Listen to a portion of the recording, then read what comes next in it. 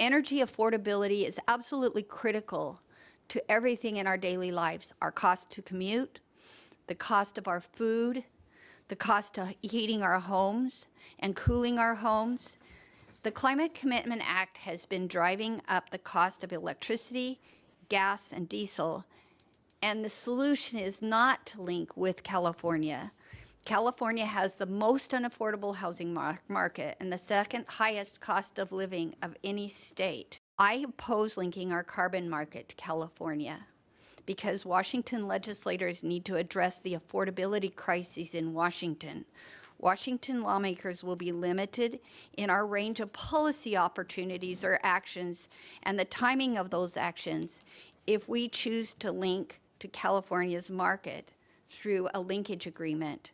And I urge a no vote today. Washington is really in the middle of an affordability crisis. Our gas prices are third highest in the nation.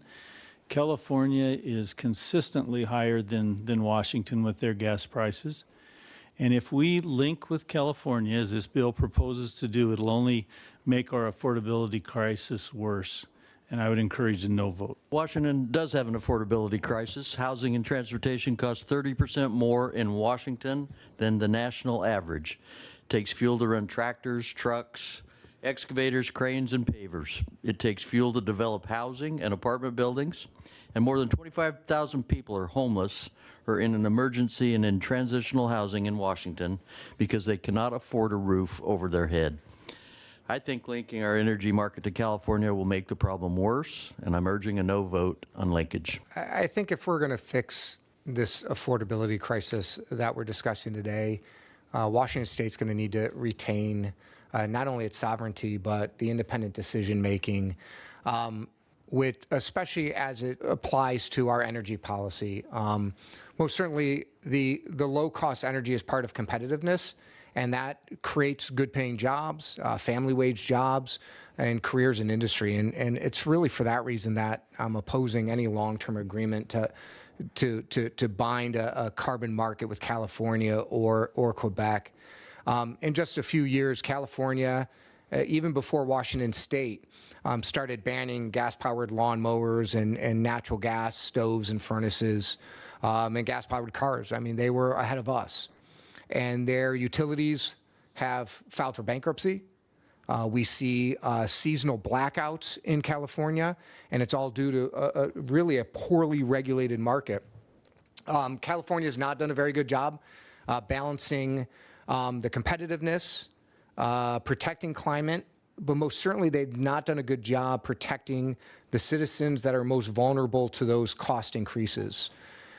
You've heard it here in committee before, but California's energy policy, just like Washington's energy policy, has a regressive impact. The gas prices in California are about $1.40 more than the national average. And right here in Washington State, our gas prices are 60 cents more than the national average. Average residential rates for utility customers in California has increased 127% in the past 10 years. And you may find in the near future that some of our larger utilities may be asking for larger rate increases. You may not see it now, but it's happening, and it will happen very soon.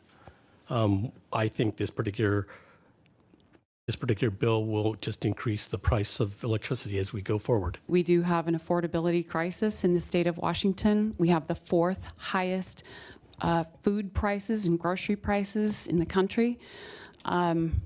Just regular people like me are having a tough time making ends meet.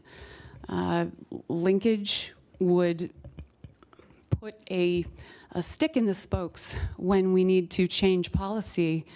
Wouldn't allow us to do that in a normal way by being a sovereign in this policy. From what we heard in public hearings, and I was amazed to hear the reluctance of some of the testifiers to just say that this has a direct impact on the cost of gas.